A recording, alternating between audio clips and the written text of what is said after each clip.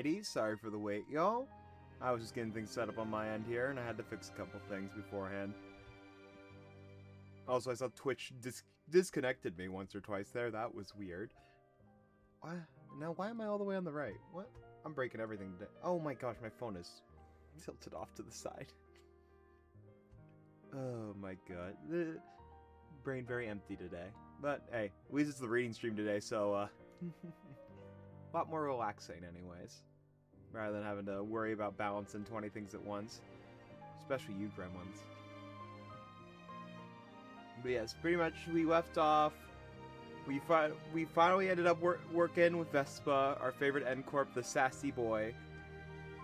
And we had just made it to Diaz's mansion, which I think we might be a little... We're gonna finally figure out how what's happened basically for Limbus Company, where we actually got somebody. Why is my chat... Now my chat's not working right. Why is my... You guys are... The typing showing up on the stream? But now this... What? Oh, no, that... Huh, okay, yeah, that was weird. It just wasn't showing right correctly. This is the chapter where Ezra and Moses fiercely make out and Vespa is in the chair. Yes. This is the 20-minute unskippable cutscene with Moses and Ezra making out. Vespa is taking notes. He is. He's taking notes after stealing while he's eating the food, basically. I am not reading my smut. If anyone was to read their smut on stream, that would be Kanta when she actually starts doing it. Or Arrow. Honestly, actually, Arrow would do that. Arrow would 100% read smut on stream. Never mind. Yes, you. But let us begin. Chapter 28. Our mission. Diaz never lies. She won't tell the full truth either. Are you proposing that I work for you like I used to? I won't ask you to be an Uchout. No, I'd like to hire Miss Moses as the Distortion Detective. The fallen nest of L-Corp has now likely become a battlefield for numerous syndicates and fixers. What can the Distortion Detective do in the midst of such strife fought with cold weapons? Aw, Ezra, it's so nice to see you enjoy your meal, Diaz said with a smile in her eyes. Ezra is conscious of Diaz's attention, but she still hastily fills her stomach with the food on the table. What's more astonishing was the speed at which Vespa consumed his share. It almost looked as if he was inhaling food, rather than dining like one normally would. Perhaps my prediction was incorrect. Maybe there won't be any food left to go to waste. Leaving the two to their meal, I continue the conversation with Diaz. I would do that if someone I trusted and wasn't expecting told me to. You know what? That sounds about right. And also, yeah, Sylvie would. Sylvie would 100%. Diaz, you seem to be interested in capturing distortions alive. That's right. Are you trying to fulfill your dream by using them? Half right, half wrong. Diaz lies. She won't tell the full truth either. That's the kind of fellow she was. She set a clear limit on how much she's willing to share. Will we find larger numbers of distortion to capture in L-Corp's nest, or is there a particular distortion you're keeping an eye on in that place? Do you have any idea what's going on in the nest L right now, sweetheart? Diaz gives me a poignant stare, pulling her eyebrows together with an abominable look. Oh yes, Lady Diaz, may I have the pleasure of explaining this part to her?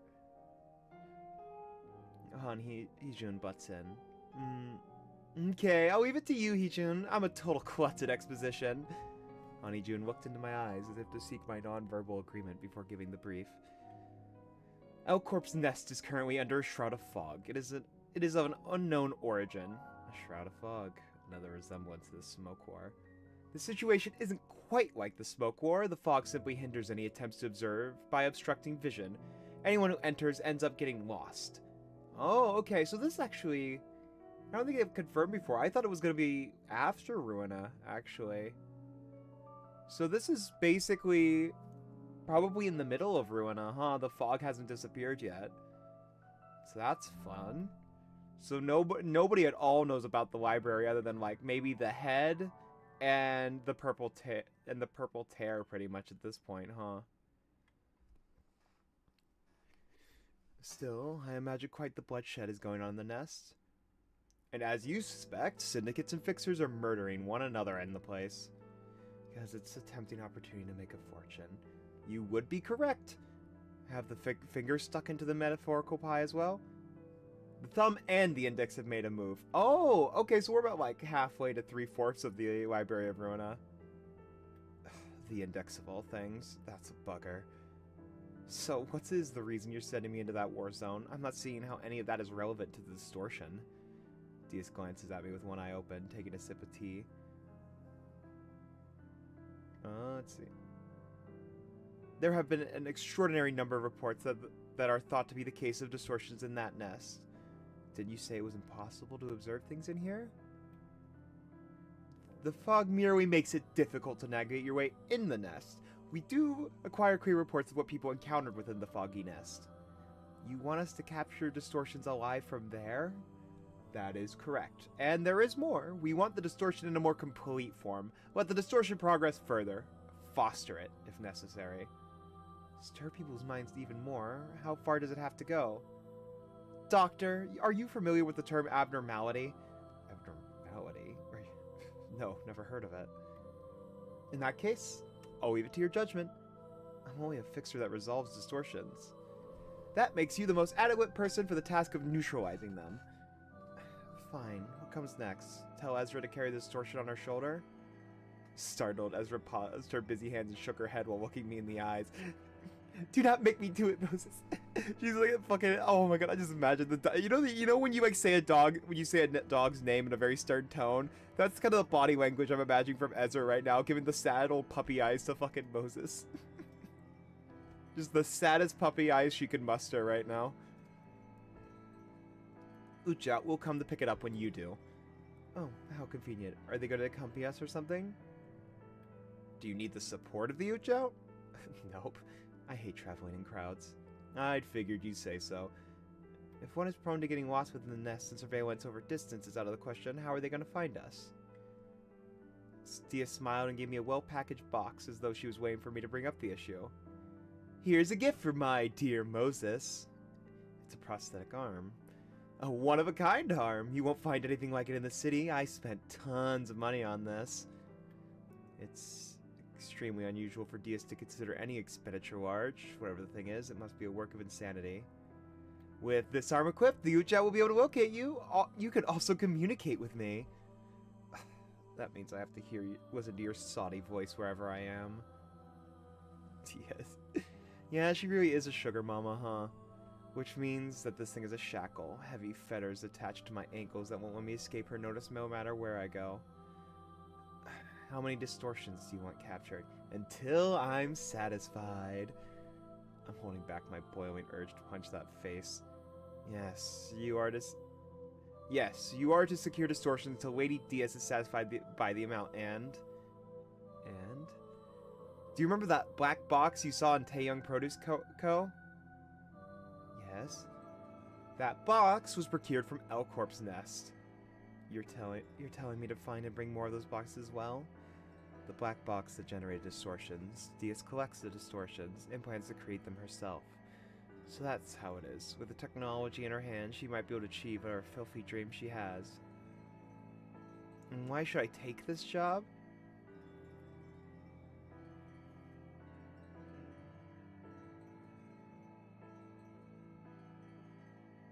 Wait, so yeah, I think... I think it's the guy who's saying this one? Okay, yeah, it is him, because that's the pause. Yeah, that's why I was correct in that one. So this is him just straight up rage baiting. Because this might be your chance to atone for your past, Doctor. I took out my smoking pipe and bit it in my mouth. Please remain calm. I'm saying this sincerely. I puffed up smoke. Dr. Moses, please refrain from smoking at the dinner table. Vespa scowled at me and grouched in a deep voice. I don't mind it. Don't give him any attention. Smoke all you want to, Moses, dear. Diaz retorted right away. I let out a deep sigh and put the pipe back in my pocket. Oh, yeah. We'd like your help with your... Oh my god. We'd like you to lend a hand as well, Vespa, sir. Why is that? Because you might be reinstated in the wing with Milady's help. I'll regard that silence as a sign of agreement. Okay, let's say this whole deal makes sense. Where do you want us to begin? So I also saw something really funny. I need to shrink the amount of audio boxes I have because I was confused if my Google was going, the Google music I was using was working. Yes, it is. Anyways, we have multiple candidates. Laundry of Dreams, the Human Thunderbolt, the Library, Yesterday's Promise, the 8 O'Clock Circus, the Church of Gears, Man-Eating Sand... That's enough. All ungraceful names. That's how the association usually designates names for cases. Thank you. Funny enough, a lot of these I think came from Mario. You are free to give recommendations of music that you would like to show up more on stream. But I think this one is specifically for Mario in this case. I have like a whole separate playlist set up for these things. Yes. Also, I want to point out, so... The Library, the 8 O'Clock Circus, Church of Gears, that's all Library of Ruina. Wonder what Yesterday's Promise is. That one sounds interesting. I'm guessing we'll probably see that one. We definitely know... We're definitely not going to see the Library, 8 O'Clock Circus, and Church of Gears, knowing that, what happens later, but, you know. Yesterday's Promise... Oh, that is Pluto? Was it set in game and I just forgot about his name? Oh, okay. Yeah, okay. Like, I got to this point right here, and I'm like, that's all connected. Yesterday's Promise is in the middle, so that's probably something, so yeah. So I'm guessing we're only gonna see these three, huh?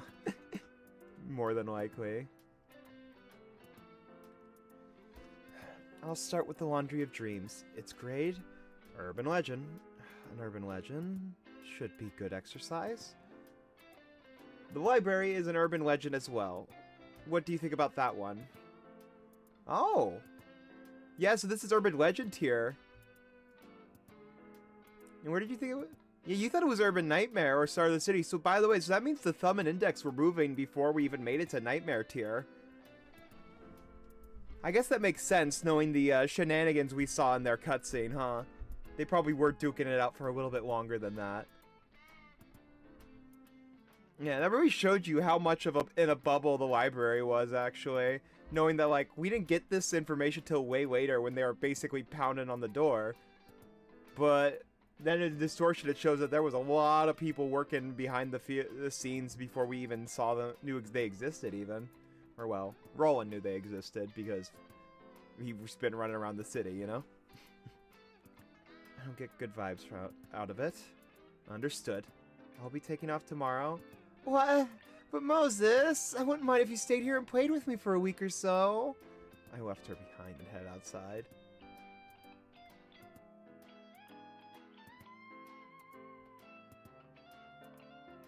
Yeah, we did hear the thumb talk, but we didn't know if they were actually already in the Alcorp nest. We knew they were aware, but we didn't know they were moving on it. Yeah, there was a hint on it, but yeah, they were moving pretty early on. Yeah, we just, because like they were talking about how hard it is to get into the nest, so we thought it would be, didn't think they were already operating that fast. But it does make sense, like you said, yeah. I enjoy a bit of solitude on the terrace, smoking from my pipe. It's quite a contrast to the scenery I usually see from my office. The yard of this mansion seems endless. Beautiful lights illuminate the vast garden. Detective, are you really gonna be okay? Alright? Ezra came to my side and asked, have you mellowed out, Ezra? Yeah, I get it. That was the only option you had, but promise not to use that pale breath ever again. For real this time. I know what it does. If you use that power, your lifespan gets... Ezra, I know that better than anyone. Of course I value my own life.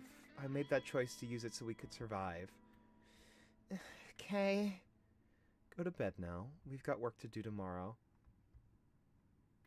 Detective, about the atonement Heejun Seonbae mentioned, are you really gonna do it? Yes. The morning draws on. I equipped the prosthetic arm DS gave and prepared myself for the trip. Han Hee-jun is waiting for us at the garden entrance, next to a black van. Vespa and Ezra are loading the boot of the van with various gadgets. I placed the pipe in my mouth. Yeah. Also, I just want to read that one because I read a little bit ahead and saw that one. I think it's funny how Vespa and Ezra are already actually working together decently well. Like immediately just kind of loading into the van without like actually fighting each other. Like I expected those two to like beef for way longer. Also, yeah, Ezra is very attached to Moses. I 100% feel like we're gonna get like some, especially in like Limbus, if we get more with them, I feel like we're gonna get probably some like sacrifice moment. Really hope nothing happens with them, but I have a feeling that we're gonna get some drama stakes with these two. About who people, especially knowing that pale breath, that's a Chekhov's gun, you know? I'm not looking forward to that, you know? Also the Moses atonement, because she's still working in Limbus Company, so clearly she doesn't feel like she's atoned yet. Also, Jesus Christ. Han Hee-jun and DS abusing atonement as a weapon is crazy work to me, honestly. They're making it sound like she started the war entirely. Moses is gonna use that 10 times of Paradiso and die. Yeah, basically. Just to secure the victory for us. Ugh, God. I'm not looking forward to that anyways. Okay. Yeah, okay, so this is Han Hee-jun. Lady Diaz departed at dawn for someplace else. She wanted to say her apologies for not giving you a proper farewell. Right. I puffed out smoke from the pipe. And Miss Yuria, there's no need to pose as a normal teddy bear in front of me. Han Hee-jun quietly spoke to Yuria, who was sitting on my shoulder. The plush doll flinched a little. Ucha will be set up on an outpost near Nestel. You may head into the nest first. Guess we'll have to go by car with Ezra as our driver. Maybe I should bring some sickness pills. Oh, is Ezra a bad driver? You know, yeah, that fits. I'll take the wheel. Vespa showed up from behind and walked towards the driver's seat. Are you a good driver? You won't be disappointed. I get in the van with a bitter smile. This pitiful young man has become yet another toy in Diaz's hands. Doctor, I will be contacting you later. I gestured at him to sod off. Soon afterwards, the van engine roared to life as it began to move. The beginning of another damned journey. Yeah, we're getting like a lot of like setup here. Also, one second, I want to double check. How many chapters were there again? I think we were getting pretty close to the ending. Here it is. Oh no, that's the Korean version. Here we go. Okay, we still have like another 10 chapters. Yeah, so we definitely got another full journey ahead of us here. Yeah, so we got about like 12-ish chapters to go. And then we definitely, and also a lot of Chekhov's guns for like actual like Limbus Company in the future, because clearly a lot of these are not going to be resolved in this story alone, kind of thing.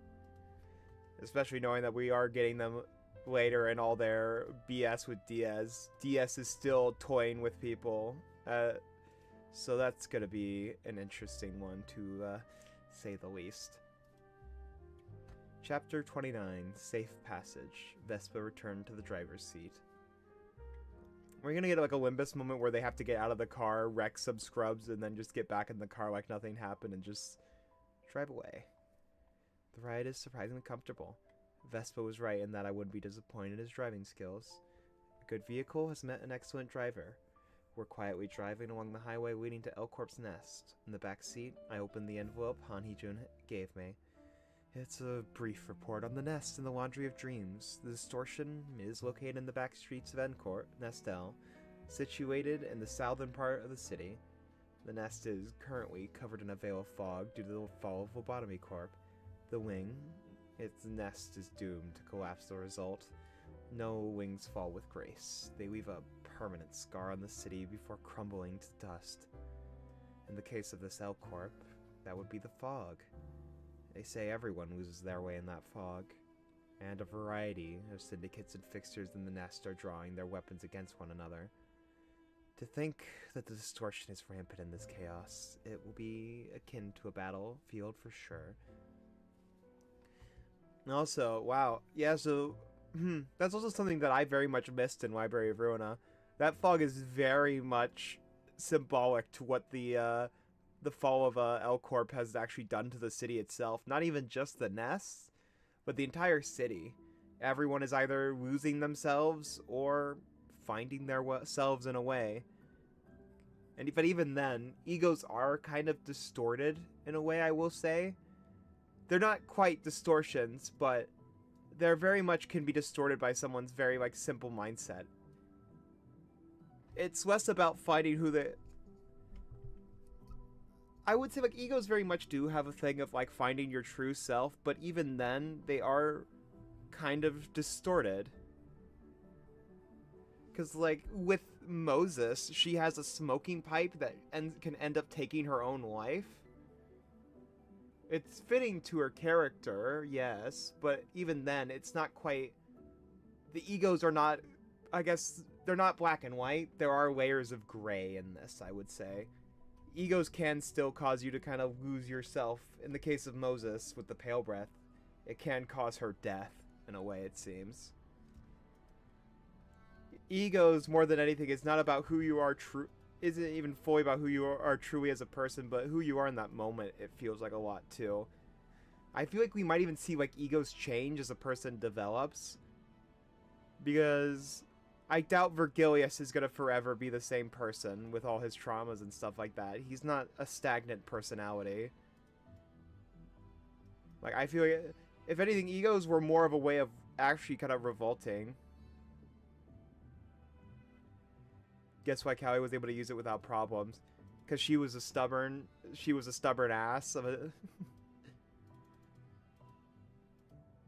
I'm guessing, I don't quite remember. I don't know if I have seen it stated why Callie was able to use it without any problems, if I remember correctly. Or I've just kind of forgotten about it, exactly the detail. Yeah, because it's just like, very... Because Violet, yeah, even with her ego, because didn't she have the red mist before LobCorp? Like her, like, her actual, like, ego form? Even then, she still lost herself and had to grow. Yeah, because Verg had to need to use his HP to use his ego, if you pay attention. Yeah, a lot of the egos we've seen so far are, like, a lot of self-sacrifice. Yeah, exactly. So I feel like egos can change, and even then, it is very much a distorted aspect of who you are in that moment. What is your goals in that moment? I feel like we might see egos evolve, maybe with a person.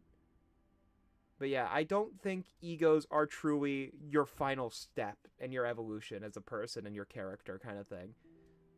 You're still somewhat you're still lost in that fog that L Corp has given.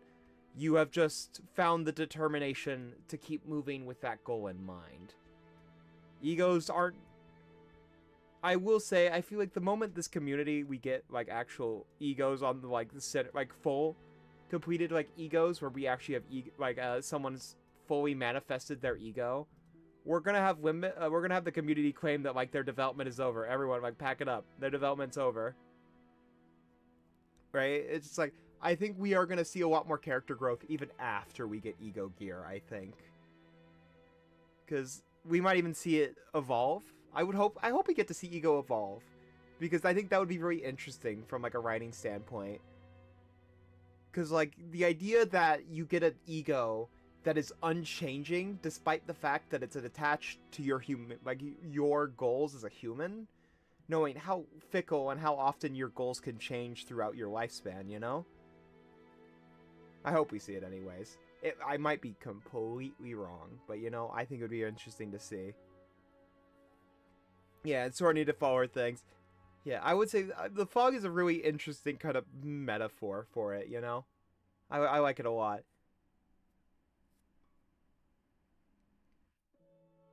Can we consider the Wild Hunt Heath ego? No, the Wild Hunt was his own separate thing. That was confirmed in an interview.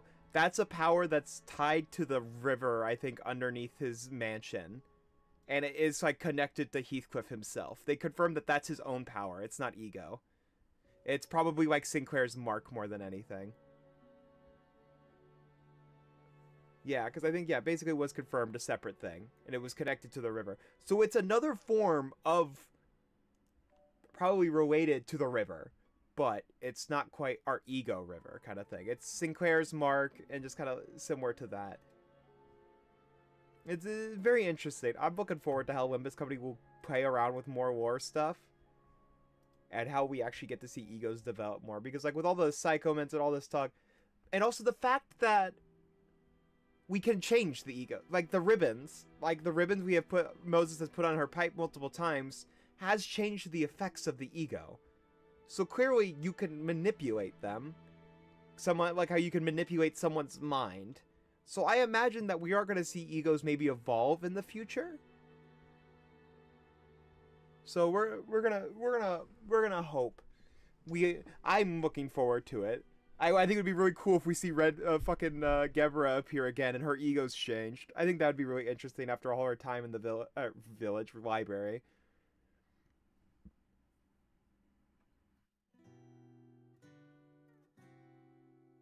I want to talk about library egos, but can't is here. Yeah, but I think we gotten the point across with what we were talking about. Well, I think rivers make sense. I think we're gonna see something. All rivers lead to one place. I think isn't there like a metaphor about all rivers lead to a place somewhere? So clearly, there's something with the actual either a remnant. Because remember, we are taking place in Korea. That's where city is the entirety of Korea, and the outskirts are everywhere. So I feel like there might have been an apocalyptic event, which is where these rivers came from, maybe. Or they have been here since the creation of humanity, and is some kind of connection to the world. I'm very interested to see what happens. Because, like, we now know gods technically are called gods and exist, but they're also not quite sentient. Or, well, I think the will of the city is kind of, but it's not a person. It seems to be like the actual act of the city itself. It's not quite a living, breathing thing, but it's the next best thing, I guess is a way of looking at it, I would say. The cities, maybe it's the first problem. But that wouldn't make sense, would it? Because remember, the outskirts is a dust bowl. It looks like the remnants of a nuclear war, basically. I would say the city's more than likely probably a remnant of the old world, if I had to take a guess. Like, the outskirts look too Mad Max for me to go, yeah, this is just the first civilization. Because, like, before humans came here, maybe the outskirts have just been the biggest, like, red herring, but, like, it's way too much of, like, not a fallout, but more of a Mad Max nuclear apocalyptic event kind of thing, you know? It's like, I think this might be a case of the city is built on the remnants of human civilization tearing itself apart, or some kind of technology going rampant would make sense, I would say, as well, knowing that, like, singularities are borderline magic.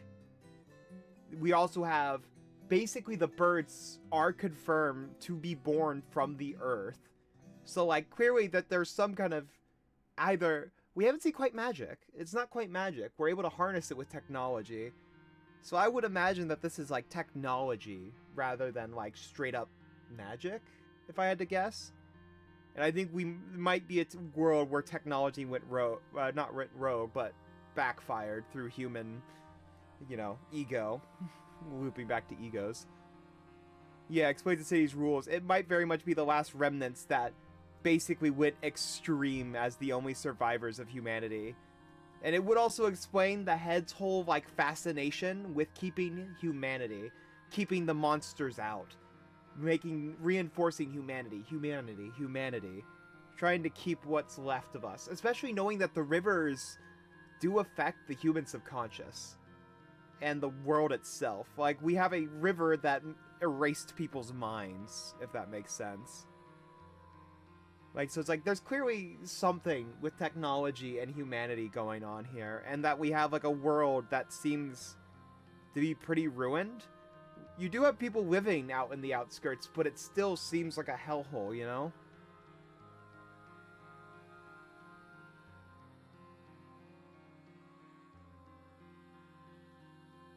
The Y2K? What is that exactly? Am I about to sound stupid? Are you talking about like that apocalypse thing, or I don't remember the actual Guilty Gear Y2K thing.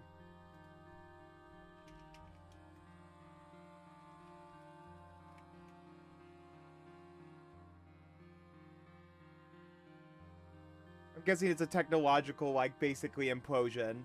Especially with gears being hunted down in the streets, basically. And I know that the gears are technology based. We're born from, like, technology, if I remember correctly.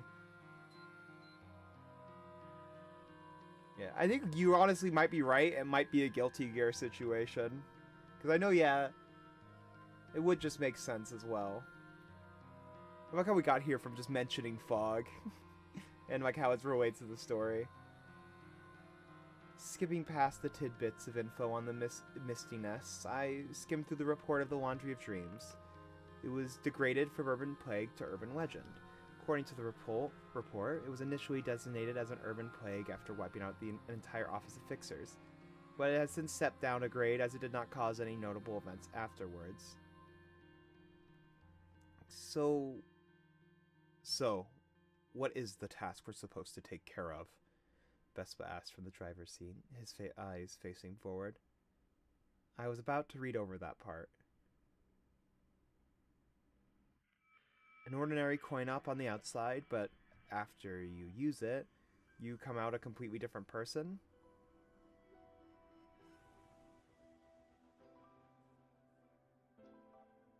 Basic technology implodes because the year 2000 came along. There was concern that technology couldn't handle the value in that system. Ah, okay. Yeah, so it might be a Guilty Gear involving the internal calendar. Yeah. So basically, technology was not adapted correctly and it broke. Okay. Honestly, yeah, I feel like this might be a case of technology imploding because, like, the fact that we're able to manipulate it and how everything is borderline magic kind of seeming when, like, even, like, outside of the corporations, nobody can understand how it works and it has weird rules. I imagine it's a case of people trying to use technology that was never originally theirs. They kind of discover remnants of something. That's how I see it a lot too. Like, they find remnants from the world that they think is normal, but is actually not natural. It came from something else along the way. Yeah, that makes sense. Yeah, I think that was based on, like, an actual thing I think people freaked out about with technology. Because there wasn't a value in, like, the calendar and would roll back. That was a technology thing. That was actually inspired by, like, a real-life, like, fear people had. So yeah, I'm pretty sure you're right. You're borderline right. There might be some intricacies you're missing, but I think, yeah, that's basically what I know about, like, Y2, like that freak out about the millennia and technology. Oh, urea. Oh my god. Why did they show urea right out that part? What if an ordinary coin-op on the outside, but after you use it, you come out a completely different person? Yuri read the report from the top of my shoulder. Detective, is this gonna be like a location-type distorter, like the mock exam one? Ezra turned her head and said from the passenger seat. Are you referring to some kind of test? Ezra, tell him about the classifications we established while doing our detective work. Got it! Ezra rummaged through her bag for a notebook. It has a yellow cover plastered with stickers. Glaring hallmark of Ezra's possession. She riffles the pages until she puts a finger on a certain page as if she spots something. Let the senior give Uria the protege and Vespa the baby bee of the team a lecture on the distortion. I could see a vein pop out between Vespa's brows right as she said that. Ezra studies his face for a moment and then continues her lesson. It's some quiet, high-quality intel organized by Detective Moses and her capable sidekick Ezra, all based on the experience of working as the Distortion Detective. As you all know, our mentor Moses could see the distortion. Distortion is the name given to this phenomenon by the Hana Association, according to data registered to the association database. It is a phenomenon where people would suddenly transform and take monstrous shapes. Oh, I see. It's different. Oh, these are two ones.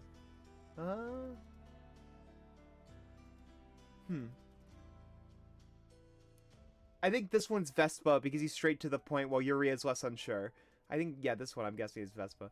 It's a phenomenon where people would suddenly transform and take monstrous shapes. I heard about the phenomenon in relation to the pianist case of District 9. Yep, you two are on the right track. Before I know, the drive turned into a little class. However, our mentor and Detective Moses think there's more to the distortion than just people turning into monsters. She sees the distortion as a person's mind bursting forth into something intangible.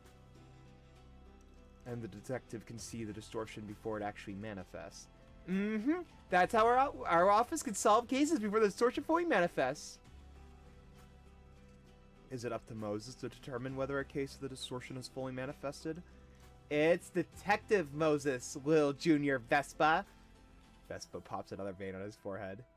It is up to Detective Moses to determine the severity. Oh. Is it up to Detective Moses to determine the severity? Yep. She's classified different types of distortions and the stages of progression. Every distortion has a cause behind it. From that, we connect the dots to explain how that cause was responsible for the person distorting. Next, we give the explanation to the subject in a way that they can accept. If they do, we can resolve the case before the distortion manifests. Can the same be done to the cases of distortion that already have manifested? Vespa turned his head towards me and asked that. That I quietly answered. Depends on the progress in category. I updated my knowledge on the distortion after the recent series of events. I want you to pay attention to this one, Ezra. Yes, Detective! Ezra turned the new page, picked up a pen. Till recently, I only categorized distortions by type. But I've included severity in my newest classification system. Incubation period, early stage, middle stage, and terminal stage. It's like the staging of a disease. Yuria made a snarky remark. She's not wrong, however. To me, distortion is a disease. A disease of the mind, you could say, for the audience, for the audio listeners. Most people's distortions are in the incubation period. As you are all aware, I can see the distortion before it manifests. Thus, I decided to title the earliest stage where the distortion becomes visible to me as the incubation period. I'd like to know the severity of the bee's wings you can see from me. In my opinion, your distortion is at an early stage, although I'm speaking from my subjective point of view. From what I can see, distortions as the incubation period are mostly fragmentary. An early stage distortion is still minor, but it assumes a definite form, and I can feel the early symptoms of it. An example is the fact that I could feel the breeze generated by the beats of your wings, Vespa. No one else here would be able to sense it, only I could see and perceive it. This is what I would classify as an early symptom. If it's something only you can feel, it must have been a useful ability for you to find and resolve distortions. I think so too, but sometimes it makes me feel unwanted sensations and pain no one else feels. Rumble. The car shook a little. We came off the highway and entered a narrow road toward Elcorp's Nest. A thin veil of mist obscures the view out the windows. The time is 1 p.m. Sunlight scatters and shimmers in the mist. Listen to the rest of the explanation later. A group of dozen or two people are blocking the way. Are they fixers or syndicate members that seize hold of the area? I want to avoid unnecessary conflict if possible. Vespa stopped the car. The group approaches us. Knock, knock. One of them raps the car window. Vespa lowers it in response. Going on a little family trip, are ya? A woman puts her arm on the windowsill and asks in a serious manner. She has Irazume tattooed on her arms, and the other hand a cigarette. The Irazume on her arms is no doubt an augmentation tattoo. People carrying katanas at the girdle stand in front of us, staring at us with arms crossed. Oh, is this Kurakumo? What's your business? What's your business? Vespa inquired with his eyes closed, not even giving a second glance at the woman. Azra has her hand over her dimensional bag, preparing for combat. Seems we're dealing with a syndicate. You're about to enter some Kurakuma territory, you see? You're gonna have to pay a small toll to pass. Kurakuma clan. I'm unfamiliar with the name. Anyhow, it's interesting to note how syndicates in the southern side of the city tend to be dressed in composed clothes, unlike those in the north. Detective? Ezra, just give them what they want. We're giving money-hungry scoundrels what they ask for. No matter how high they set the bid, it'd still be well within the budget Diaz gave us. How much do you need? Ezra puckered as she asked the syndicate member, reluctant to give away money. What? Well? Bewildered by our generous attitude, the syndicate member looked us up and down. 2 million on. Seems Ezra begrudges our money going to them. However, I don't mind the loss as long as it's the only thing we have to give up. There's no reason to take a gamble against a syndicate with unknown power and affiliation just to save money. Ezra took a bundle of cash out of her bag and started counting. Changed my mind. 10 million. The goon said with a chuckle, staring down the pile of money. Must have made them cuckoo. Detective! Give it to them. Okay. Ezra passed the 10 million on through the driver's side window. Meanwhile, Vespa remains perfectly still. His eyes shut. I could see the syndicate has some experience, considering they didn't go as far as demanding every coin from us. Rookies tend to keep raising the stakes until it bites them in the ankle. On the other hand, the more experienced one assess the opponent's capability and stop at an acceptable price.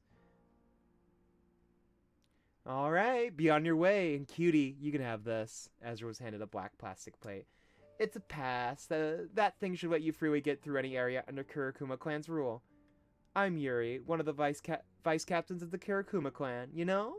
I like you gals. Why don't you tell my name when you drop by a bar for a drink? I'll pay the tab for you. That was resolved smoothly. Have a happy, sappy little family trip. Vice Captain Yuri ground her cigarette on the side mirror of our vehicle, for her head was gone in a blink of eye. Oh, for fuck. Vespa! Vespa's fist cleanly removed the Vice Captain's head from her body with a single thrust. He calmly steps out of the car and cleans the cigarette ash off the side mirror. The unexpected event left everyone quiet. Vespa proceeded to grab his Huando from the side of the driver's seat and charge into the group of thugs. Amidst the thin fog, flashes of yellow light shined, followed by spurts of blood. Another moment of silence passed. Vespa returned to the driver's seat.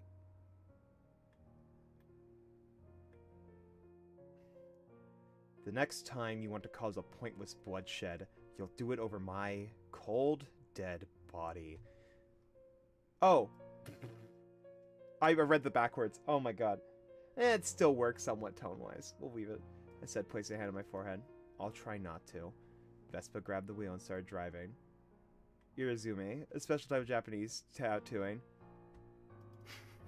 You know, Kanta, that would be a really smart way to piss her off. Yeah, just immediately charge 10 million, then drink every... Hey, we'll pay for everyone's bar tab, basically. Also, yeah, Vespa's got some big beef with the syndicates. God damn, I knew he hated them that much, but just fucking the cigarette alone, bro. Also, man is a unit. He just straight up obliterated her head with nothing but a fist. I mean, hey, good job from Vespa, I guess.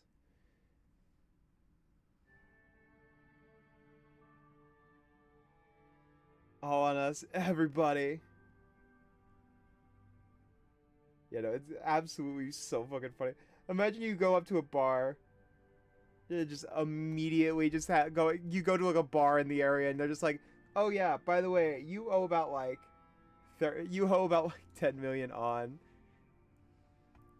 That sounds so funny to me. Chapter 30, Chatter. You published an encyclopedia of distortions with all that knowledge. You said you weren't a fan of killing, yet now you've got blood on your blade. I didn't kill them because I wanted to. It was simply retribution for what they had done. And that gives you the right to decide who gets to live or die? There was a mound of severed heads behind them. I expect those belong to the people who couldn't afford the toll. What a hero you've become. You'll have to follow every order I make if you want to receive Diaz's aid to get your job back. If our mission ends in failure because of your imprudent behavior, Vespa, you better forget about returning to N-Corp, because Diaz will sink you to rock bottom and ensure that you spend the rest of your life in misery. Oh, keep that in mind, Vespa replied as he slowly closed his eyes. Vespa sits next to him, seemingly lost in thought and fiddling with the plate Vice Captain Yuri gave her. Beneath her feet are bundles of cash that amounted to 10 million on. her we collected back from the dead syndicate members. The bills had smidgens of blood on them, but there should be no problem using it. Detective, maybe we could still use this plate, Ezra turned to me and asked. There won't be any problem using it to pass through turf under Kurakuma clan, of course. I don't think there's anyone that could figure out who killed Vice Captain Yuri. No, that's not what I meant. Could I get free drinks with this? So that's what she was looking forward to. Where there's alcohol, there's usually a snack. It is a little wonder that she's showing interest. Ezra, you could eat anything you want, alcohol or whatever, with the money Diaz gave us. We may very well order food that has never existed before. Vespa's ears twitched slightly. This young man is quite a hearty eater, isn't he? Oh yeah, so that is her. Give me the plate. Okay. The word Kurakumo-kai is written in kanji on the front side of the plate. On the back side is handwriting that appears to be the signature of Vice Captain Yuri. This might be handy later on. By the way, you know what? This made me think. I swear to God, if we get an Attack on Titan with this fucking with this series, I'm gonna laugh so hard. We are not actually in a nearly apocalyptic world where like the city is weirdly stranded. We just are in like a self-imposed isolationism, and only the head knows. I will crash out if we get a Attack on Titan 2. I swear to God, if this turns into an Attack on Titan, I'm gonna laugh really hard. Where we think it's an apocalyptic world, only to reveal, yeah, there's other people out there. What do you mean there's other people? Yeah, there's other people out there. Like cities? Yeah, cities. The whole nations, even. We just got some like demonic shit happening here, and they kicked us out. Why? Oh my God! If we do get AOT in this game, I'm gonna laugh so hard, man. Let's see.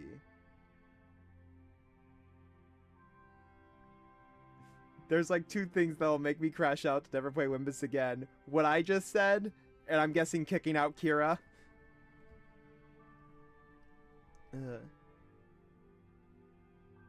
So, Detective Moses, if I'm not mistaken, the one under your dreams is location type similar to my Altair. Yuria asked for my shoulder, as if the commotion didn't happen. Seems Yuria has gone a lot less talkative since we started heading to Elcorp's nest.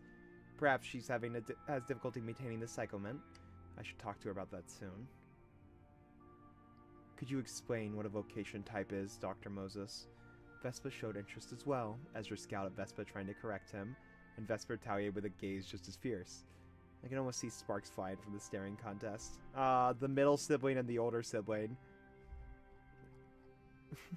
I love these two. They're so stupid. Ezra, I don't care how Vespa refers to me, so don't waste your energy pointing it out every single time. But he's the newest and youngest member of our office! Vespa's veins pop out of his forehead once again. Don't. Okay. Ezra conceded, and I resumed the conversation. Dante, without reason, mentioned like he's regaining his old personality.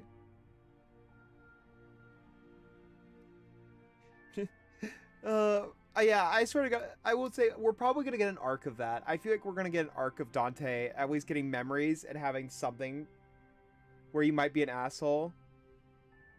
But I don't think he's going to stay that way forever, I think. We'll have to see.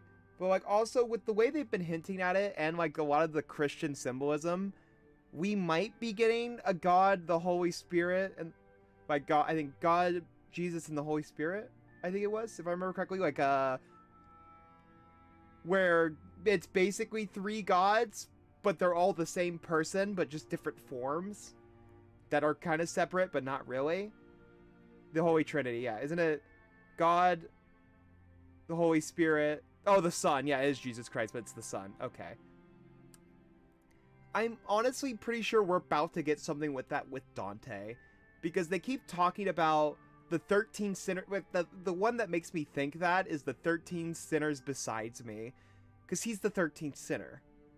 So the fact that it says that, and the person next to me really kind of just gives me the vibes that Dante is going to be next to his previous personality kind of thing. Similar to how Anne is in LobCorp. Because you see that once again in LobCorp, by the way. Where he had his Anne had those three alternate versions of him, remember? Yeah, like I think we are gonna get that kind of thing, basically. Like I think Dante might even take over the light from Carmen. We'll see.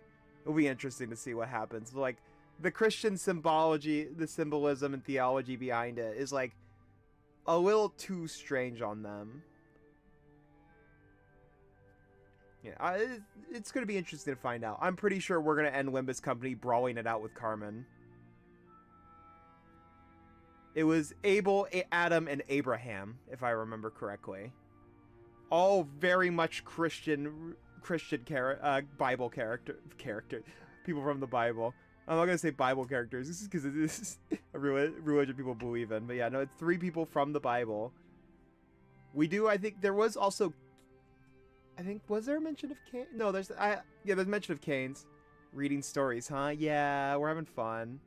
Yeah, that is mad disrespectful. Yeah, that's why I corrected myself. But yeah, you got Adam, Abel. You have pretty much Adam, who then has Cain, and then he has Abel. That's like a family line right there. I don't know if Abraham is related to them, but yeah, probably because Adam is the one everyone. Bet you'd love to read the script for your Husky arc. Oh my god. No, I would not. I can't wait to read that one. I would not love to read that one. No, god no. Also, yeah, it's Abrams or Abraham. I think depending on which version of the Bible and the stories in it, that particular story. Because I think it is somewhat of a localization and translation thing from Abraham and Abrams. And hi, Sylvie. Are you having a good day today? You're dropping in the middle of a story I don't think you've ever heard before, so I'm sorry, you might be a little lost while we read this and yap about like how this fits in with the storyline. Location type distortion is a certain spot being subject to distortion, as the name suggests. But you describe distortion as a phenomenon that individual humans manifest. Are you saying that a person could transform into a location? Precisely. In most cases, it takes the form of a place or a building that is unable to move on its own. It's akin to a trap to the average person. You should be mindful of the fact that a location-type distortion is not the same as a distortion encroaching upon surroundings. The stronger that encroaching distortion is, the more warped that area around it gets, Ezra chipped in. You always stop by to bully me a bit? Wow, you're so kind, Sylvie. Thank you so much. Love to see you. Like she said, distortion can overflow and a powerful one can influence its surroundings if left uncontrolled. That was the case with the carp, the most recent case of the distortion I solved. It was a child who turned into a giant carp. It would generate a pool of depressive water around it. That's because sadness is most commonly distorted as the form of water, Ezra butt in. That look suits you nicely. Yeah, thanks for the kick me. Yeah, thanks, Sylvie. I know that you want to kick me real bad. Miss I'm not a sadist turns into a sadist just for me, apparently. I still find that absolutely wild work, Sylvie. Yes, melancholy is like water. Perhaps we could talk about the categories for such things at a later date. Anyway, a strong distortion can alter the area around it and become a host of subordinate entities. It's easy to confuse it with a location-type distortion. Don't you good boy me, Sylvie. Thank you, but don't you dare good boy me, you evil creature. You could publish an encyclopedia of distortions with all that knowledge. Vespa made a sarcastic yet harmless remark. A book. That's funny. I'd be surprised if there's any library that's willing to collect a book like that. Yeah, detective, that sounds so educational and fun! Just as Ezra spoke, the car was slowly brought to a stop. Dr. Moses, I'll need you to tell me the directions from here on out. By the way, Sylvie, we are reading about the sad lesbian and her collection of dogs, by the way. Sylvie, you know that character I send you artwork of all the time? That's this squad right here. The Moses, Ezra, Vespa, the Doberman, the Golden Retriever, the depressed smoker lesbian. And then the Urea, the cat, or a teddy bear. You could probably do both. Yeah, the one you spam me with the blonde that's just like me. No, he is not. She is not like me in the slightest. No, no, no, no, no. That does not sound like me in the slightest, alright? Ezra's got none of my vibes. I'm not obsessed with food. I'm not obsessed with a sadder older woman. It's not me, alright? Oh, that's a chud daughter. That's like, don't call me a chud. No.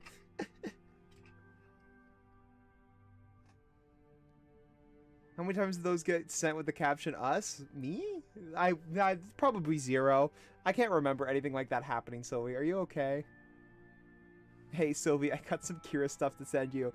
Kanta, are you gonna try and make her treat me like fucking Kira all of a sudden? It's not gonna work because we already agreed she's fox coded. She is now obsessed fully with Ezra and trying to label that with me because any way she can get me to go, yeah, that's me, to a character that's dog coded, I'm fucked.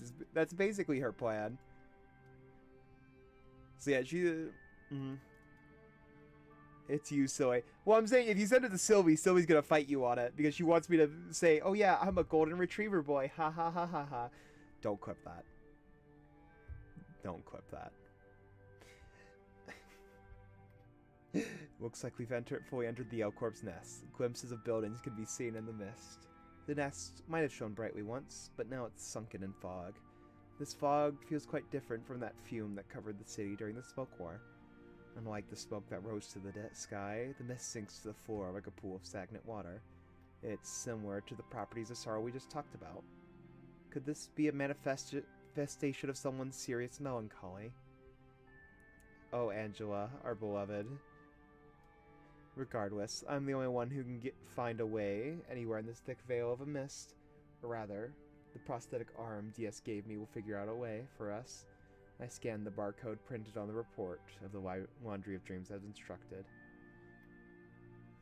Urban legend case, the Laundry of Dreams, guiding to the most recently observed site. Turn right at 300 meters. A voice came out of the arm.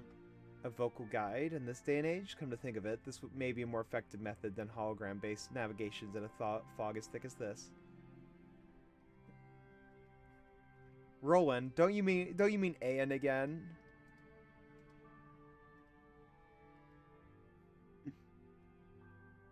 Ugh. Ugh. Yeah, fucking Mario's obsessed with his robots. I like how robots have slowly added the list to things you go crazy for. Vespa, follow the instruction of this voice. The car slowly began moving again. Then Vespa opened its mouth. A man named Han Hee-jun said our work is to capture Distortion. How are we going to seize a location, if I may ask? We'll shrink it. As I said moments ago, the Distortion will expand and warp its surroundings as it becomes more powerful. In other words, its influence will shrink as we neutralize its power. We'll have to weaken it enough to fit in our hand, or at least the trunk of our van. The van is no ordinary vehicle. The entire cargo compartment is a massive dimensional bag. Since it was provided by DS, it should have no problem carrying absurdly large objects. However, distortions are ultimately people. It's not a good idea to store people in a dimensional bag. I have no choice but to hope that DS kept that in mind and that we can load the truck with distortions anyways. Are we about to get like a Bagman situation one of these days with a distortion? And I really hope we get a Bagman story. You know what? A Bagman distortion would be cool as hell, you know? Right, I think that would be really fun.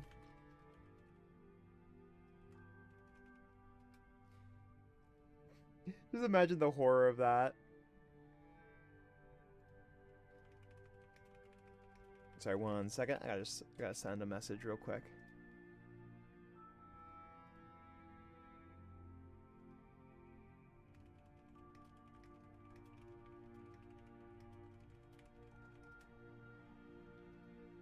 Alright, sorry about that. Now we can get back to it.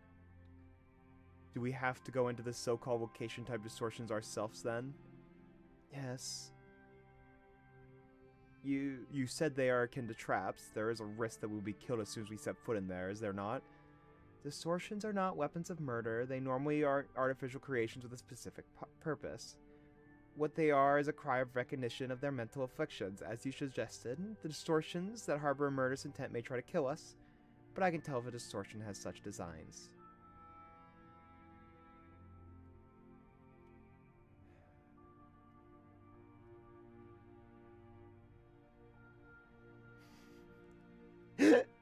Okay, that actually made me laugh because the absolute change in tone from me. Oh my god. That's such a funny fucking quip, actually.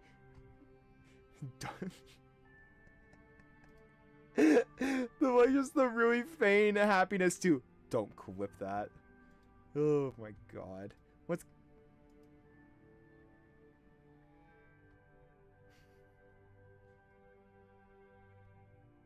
Oh my god, it does. I hate that. No, there is no excited roughing happening here. There are no excited barks. This is just a rough situation for me, alright? This is just evil and bullying, alright? That means our lives lie in the hands of your judgment, Dr. Moses. Of course he should. All we gotta do is trust the detective, bitty baby bee. Vespa popped a vein once again. Ezra seemed to be enjoying it at this point. Conversation halted there. Only the mechanical voice of my arm would break the silence. Yuria is also being strangely quiet. When I looked to my left, the red teddy bear was lolling on my shoulder. Her synchronization with the Psychomin appears to be unstable as I suspected. Even if the teddy bear were to stop moving, that wouldn't mean the death of her. Her real body's in the protection of the Dogway office. After all, the teddy bear suddenly flinched. Absolutely evil work from Ezra. Also, just because I would 100% do that as Ezra to rage bait a coworker by giving them really dumber and dumber nicknames does not mean I'm Ezra coded, alright? Or Golden Retriever coded, alright? I'm a normal fox. No, don't you bye-bye Golden Retriever, mate. See you later, Sylvie. You're an ass. Love you, but you're an ass. Oh my god. Detective Moses. I see you're having trouble maintaining your psychoment right now. Yeah, my consciousness is fading the deeper we get into this nest and the thicker the mist gets. Rest up for a while. I'll keep the teddy bear with me. Thank you. I'll take a short nap. Have to work like a dog. Teddy bear's voice trailed off as its head was lowered. You have arrived at your destination. A large green neon sign was flashing sporadically. The bright neon light turned the fog above the green. The laundry of dreams were there, Dr. Moses. Alright, be prepared, everyone. Okay, spray bottle, Sylvie. No. I mean, you're an ass as in you're an asshole. You're a jerk. You're a punk. You're rude. You're selfish and mean. There you go. Ezra took her dimensional bag, and Vespa took his sword and harpoon as we got out of the car. I placed the smoking pipe in my mouth. We walked to the entrance of the laundromat, and I puffed out smoke while I clearly observed the exterior of the building. The tobacco smoke scattered into the air and became one with the fog. Now then, let's retrieve the distortion. We entered the Laundry of Dreams. Her Ku Clan, but written out in entirely Romanized Japanese to reflect that it has been written in kanji. The word kanji is used to reflect the source culture of the syndicate. Yes. The clear source that they are Japanese. I do not work like a dog every day. Why is you guys are looking. You guys are grabbing every possible little thread.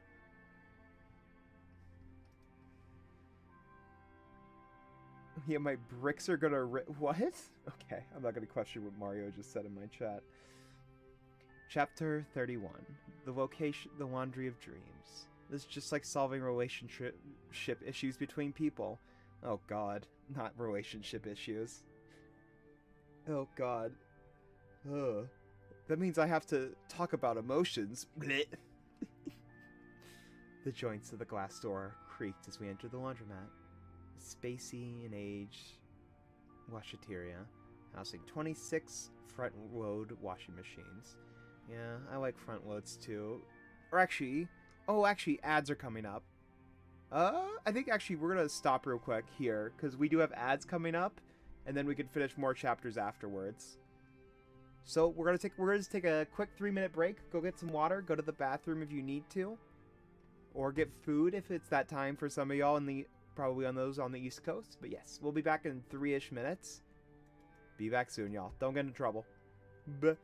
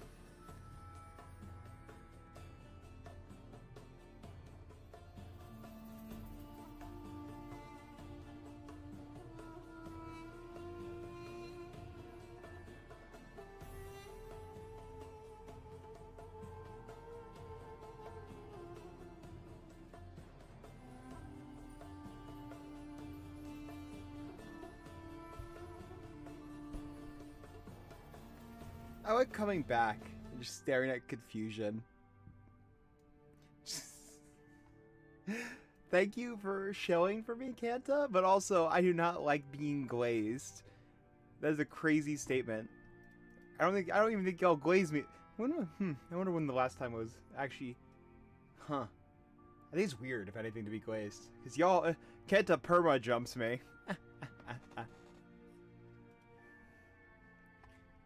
Yeah, she is murdering my ass to the QRTs whenever she gets a chance. But yes, we can now get back to it. The joints of the glass doors creaked open as we entered the laundromat. A spacey and aged washateria, housing 26 front-load washing machines. Faded, fluorescent lamps shine over embrowned floor tiles. Few bugs buzz away near the light, and an old pop song is playing from the speakers in the ceiling. I assumed you deemed that this distortion is not a threat to us, seeing that you walked into this place willingly, Dr. Moses. Vespa spoke, scanning the surroundings with his eyes. Ezra is watching something in front of one of the washing machines.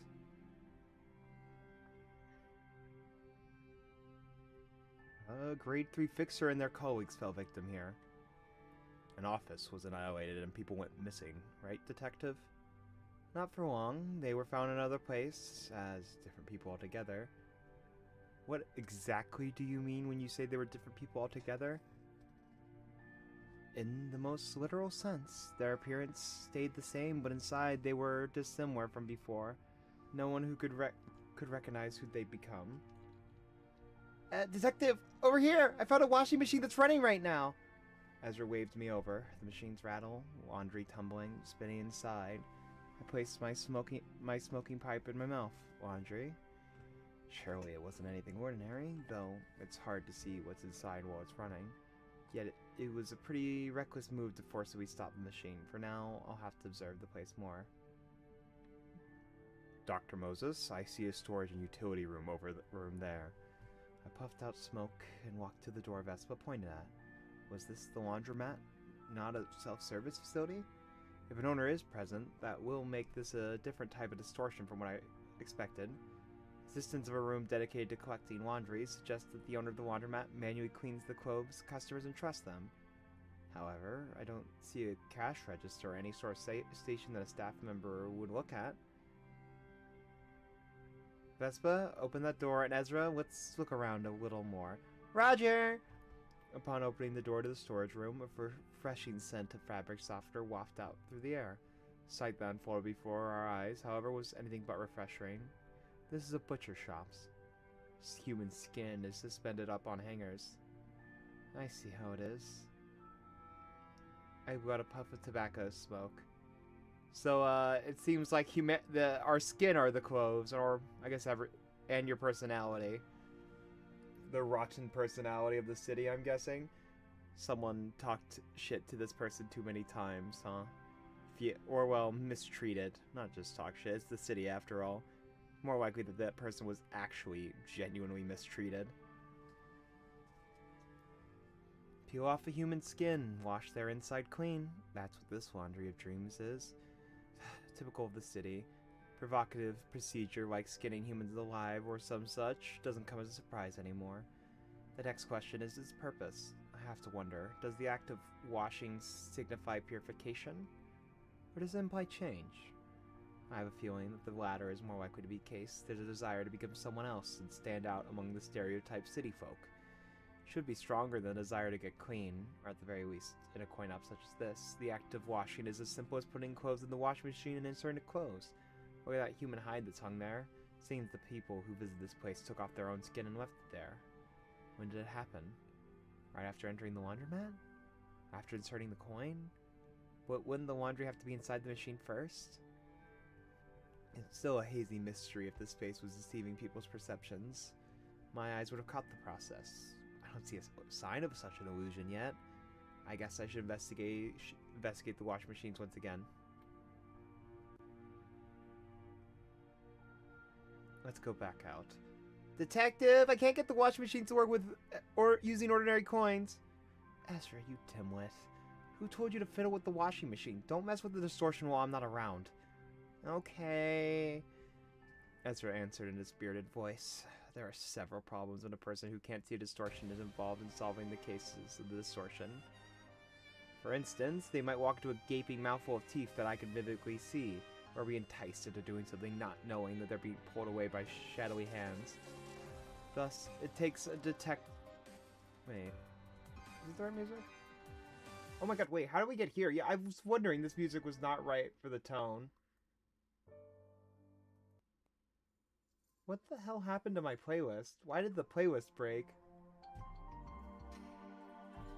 Huh. That was weird.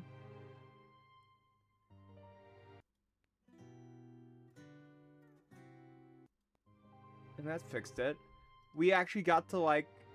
Yeah, that's what happened. Yeah, why is Angela's... My YouTube broke and like took me off my playlist. And started like breaking into like other song categories. Alright, I'm happy to know I like looked away and I was like, what the hell happened here? Thus, it takes a person who can see the various sides of the distortion to aptly handle it. Detective, would it matter if I got a coin from the exchange machine here? I put my hand on my forehead. Ezra is the type to leap into action before putting any thought into it. I gather my thoughts while Ezra acts. To solve a distortion, someone has to be the guinea pig. Still, the curiosity and boldness of this child is quite a challenge to handle now, even for me. Give that to me. Okay. Rumble. With a loud noise, the room tumbled up and down. The coin slipped from Ezra's hand while she was trying to pass it to me. Ezra, grab that coin! Before I could finish that sentence, Ezra swiftly moved her palm below the coin. The thing seemed to land on Ezra's hand, but it won't stop falling. It makes a hole in her hand and reaches the floor, as if it has to. The coin rolls around on the floor before it falls down the drain. Clank. Oh. Ezra groaned, holding her punctured right hand. Dr. Moses, look behind you. Following Vespa's words, I turn around. The door to the storage room vanished. A loud mechanical noise came at the distance. Something's already happening. The coin Ezra acquired couldn't have been dispensed from a vending machine for no reason. A coin exchange machine. Something was traded away for the coin. I held the smoking pipe in my mouth. The space is distorting. Did the ceiling just switch places with the floor? I blew out tobacco smoke. As Vespa noticed, the room is slowly twisting and twirling. Detective, is it just me, or does your body feel icky and stuffy? Ugh. Ezra's body is slowly beginning filled with filth that resembles viscous blood. For what I can see, distortion, I need quick wits and good sense. I need to be able to tell if what I'm seeing is a sign visible only to me, or a manifestation that everyone can perceive. Answer is an experience, and an experience tells me I'm likely the only one who can see that filth. Imagine just a chill playlist. The playlist ends in the middle, loud-ass theme starts playing. Yeah, after what just happened, I think that's actually possible now. Just randomly fucking the middle is gonna pop up. I'm gonna keep a closer eye on that so that doesn't happen again.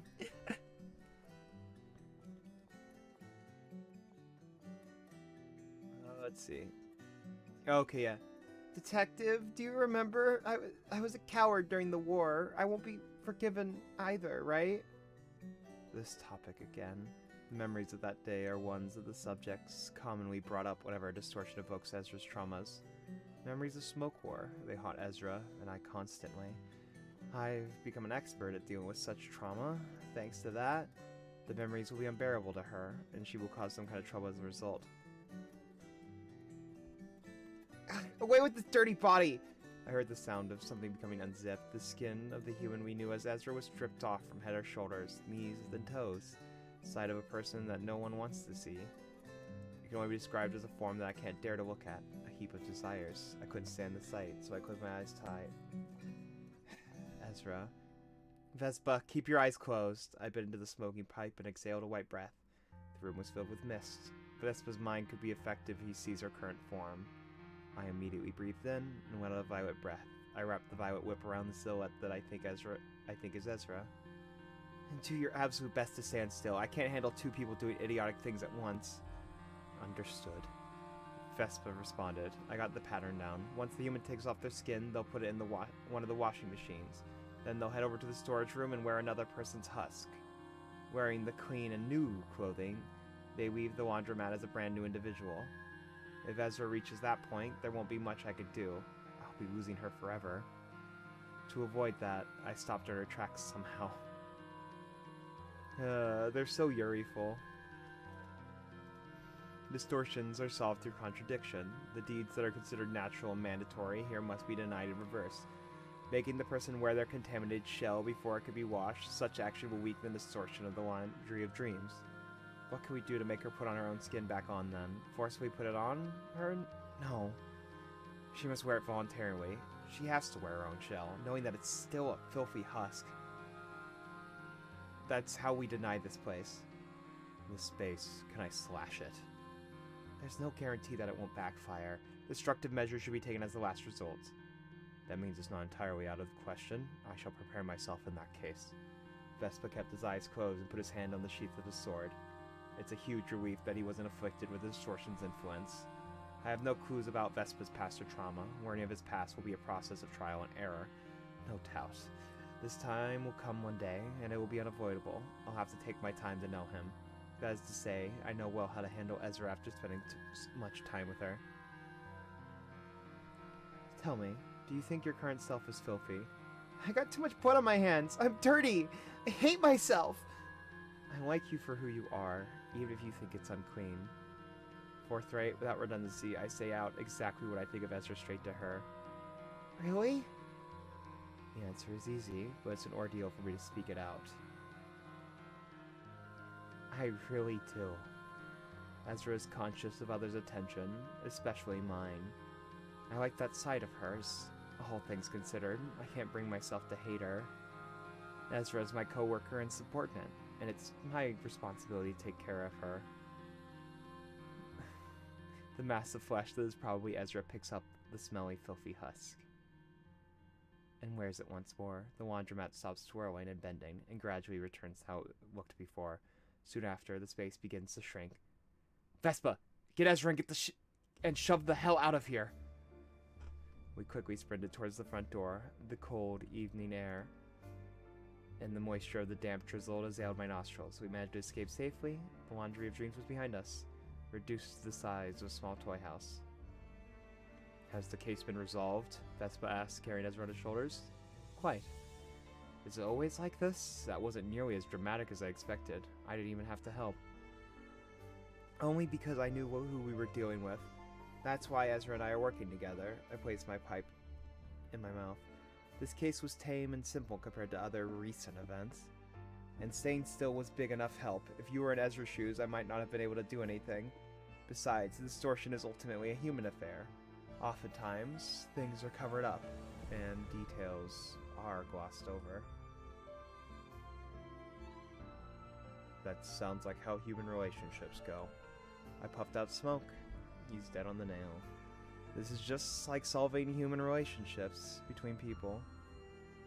If I try to ignore the root of the issue and turn away from it, it could be ended on an ambiguous note. In this case, I don't bother to understand the cause or process of distortion, nor did I try to make the subject understand it, because it's not my business, because it wasn't necessary. Dr. Moses, if our objective was to solve the distortion rather than capture them, would it be possible to revert that laundromat to a human? It should be. The steps will be more complicated than what we did just now. Are you curious? Distortion is also similar to human relationships in that the problem gets hard to solve if I try to face it directly and bring it to a definite conclusion. Never mind. If it's something I must know, you will elucidate on it at some point. I picked up the laundry of dreams and stored it in the trunk. This size, there's no need to call the Ooch out to help retrieve it. Vespa laid Ezra on the backseat of the vehicle. Did you two participate in the smoke war? I don't feel like talking about that at this moment. Understood.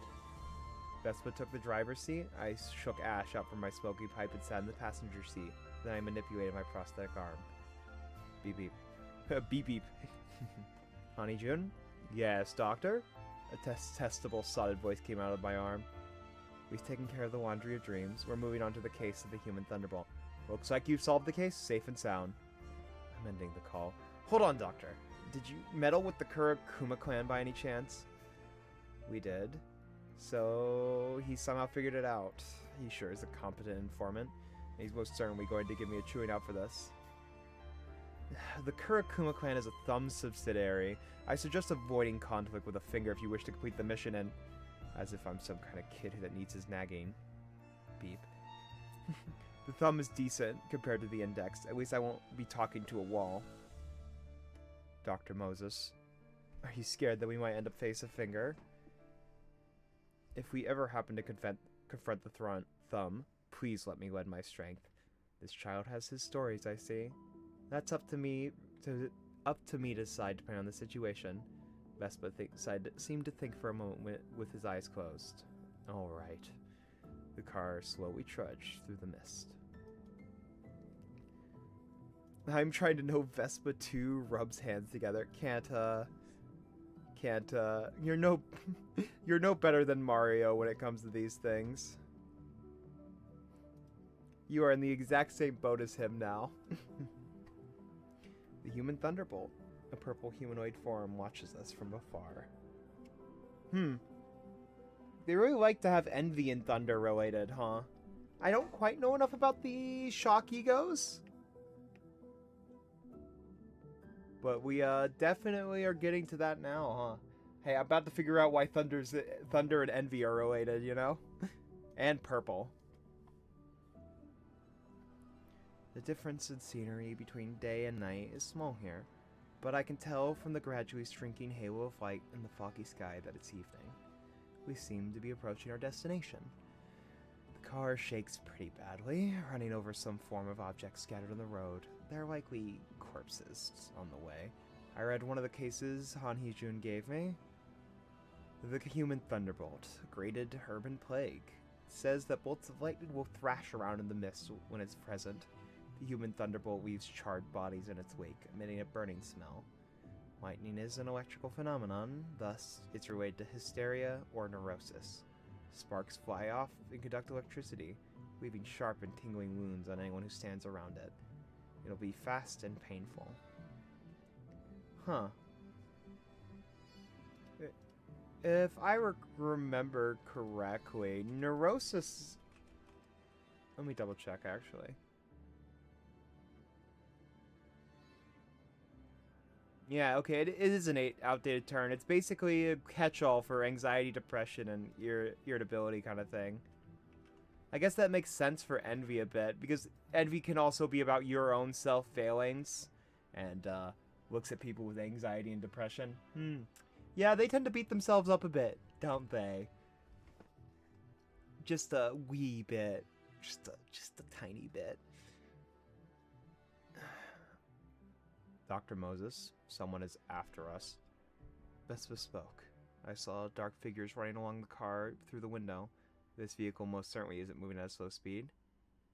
Detective, they pulled out a knife! Ezra shouted. We will suffer a considerable setback if we lose this car.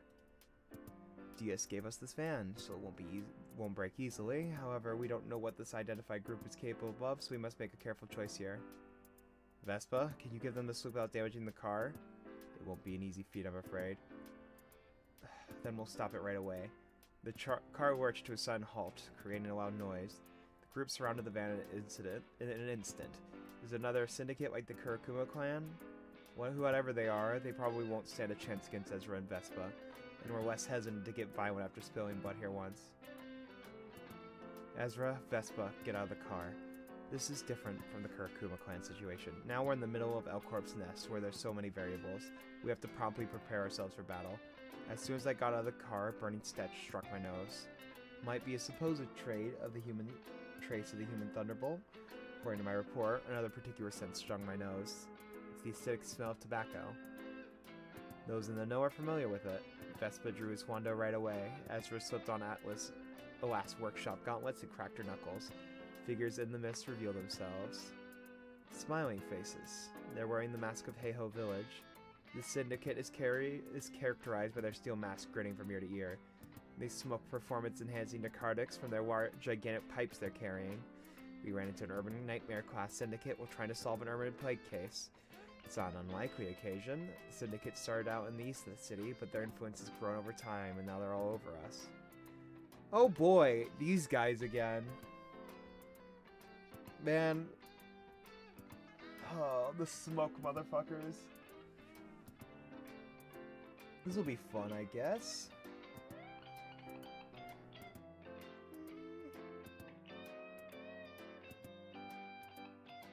Oh, sorry.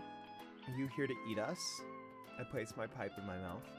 They can be conversed with at the very least. A moment of silence passed. Detective? Why won't those chatty guys speak at all? Keeping her eyes to the front, Ezra asked me this in a tiny voice. I'm wondering the same thing. They're strangely quiet for how talkative they usually are. There seems to be about 7 of them. That's not a small number. Smiling faces quietly bite their giant smoking pipes, inhaling and exhaling smoke. I blow out smoke as well. Their movement is different. They're known for their uncanny ways of acting, but something is particularly odd about this group. They twitch their bodies as if they're wooden puppets, and there are faint sparks of electricity flowing through them. They're coming, Vespa said, puffing out smoke in the mist. The smiling faces commence running to us. Their massive smoking pipes double as blunt weapons. Yeah, I do have memory of that one. These guys are... I did not miss fighting these guys. I think I remember these guys being a little bit annoying in Ruina. It also contains a hidden blade sheathed in the bowl of the pipe. Sort of like a sword stick. Sword cane. Was I think probably the more accurate translation for that, probably. Ezra faced 2 of them, charging at us. One of them swung a smoking pipe in a large arc, and she struck the bowl of the pipe with her fist. This made a small dent in the pipe, throwing the attacker off balance. But their pages are goated. That is true. Smoke is a decent team, I will give them that. I never quite got the handle on the smoke keyword, but you know, I did see it was good. I did do a couple runs with them. And I did use them for defense teams a lot. Genuinely. Ow, detective, my fist hurts so bad! Whining, she accelerated her other hand with the Alice Workshop gauntlet and struck her fist into the chest.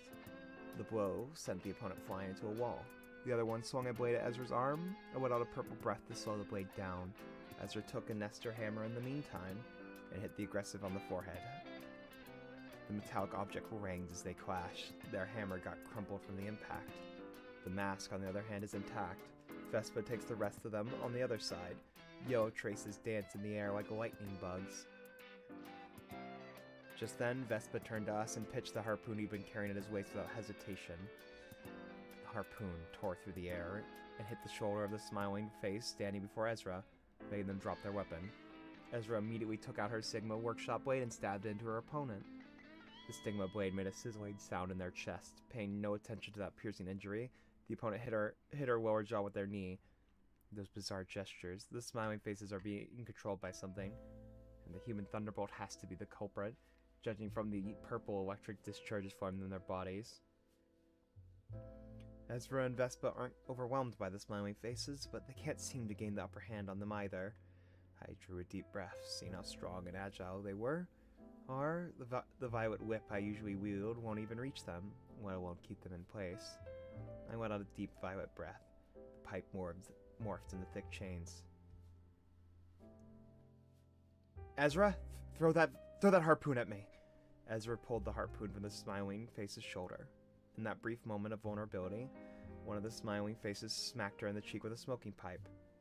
Ezra's head was knocked upward, but she managed to stay upright and toss the harpoon.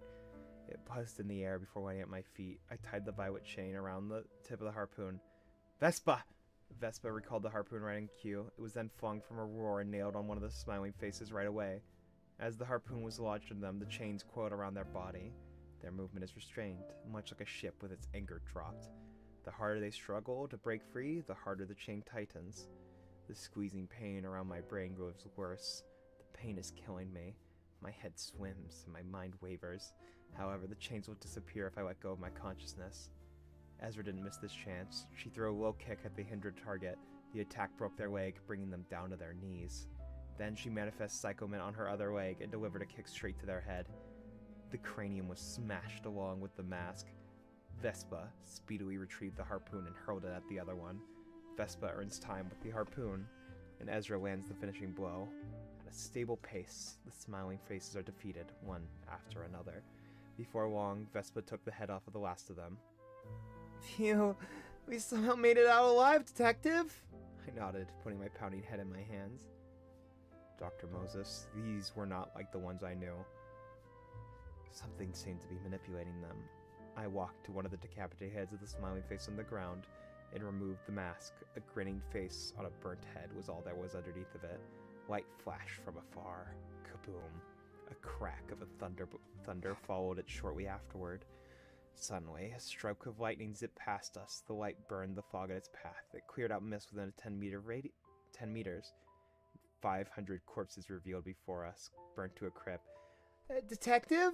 Ezra isn't surprised at the sight of bodies, but rather what they're doing. Every burnt corpse began to move at the same time, twitching and twisting. Could it be moving through the bodies through electric stimuli? There's corpses lying on the road and bodies inside buildings. All the scorched cadavers nearby rise and rush at us. The smiling faces we had just slain also stood up, lazily folding and snapping their bodies. This thing is no urban plague. I placed a hand on my forehead. A purple humanoid watches from afar. Purple certainly is an uppity color. That's actually true. That's not even this game talking about this. Fun fact, purple is very heavily related to royals just because it's so rare in like nature and like so expensive of dyes back in the medieval period that like the only people who could ever even afford anything purple colored were the very rich merchants, nobles, and hell, very high-ranking nobles, if that, as well. And probably kings and royalty, basically. Vespa, does the human thunderbolt appear to be frozen in place right now? Vespa carefully squinted at it. It's moving. It's not stationary. The human thunderbolt is moving from place to place to send electric currents, controlling the corpses with the stimuli. The plan is the same. I stop in its tracks and you cut it down. How much time will you need until then? 10 minutes. Vespa nodded. Let me ask you back. How much time will it take for you to do it? A second is all I ask. That's dependable. Vespa will handle the smiling faces in front of us. Meanwhile, the living, swarming corpses appear to be regular citizens. Ezra should be able to fend them off on their own. Ezra, protect me, but don't get yourself killed doing it. Got it. You can count on me, Detective. No wonder William Afton can open and reopen locations with severe financial loss. Yeah, he's stupid rich, apparently.